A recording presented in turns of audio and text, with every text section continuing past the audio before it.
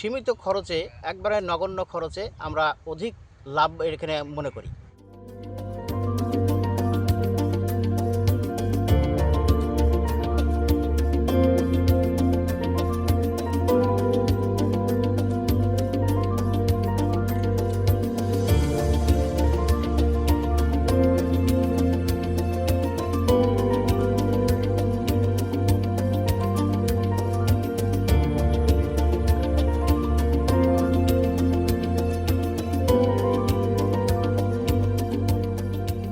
সম্পদ আমার বাবার। এখানে মোট 7.5 বিঘা জমি আছে। 25 থেকে 30 বছর যাবৎ আমরা 3টি করে ফসল মারি, 2টি ধান এবং 1টি সরিষা, বৈশাখী ধান, আর একটি হলো চৈতা ধান, আর একটি সরিষা।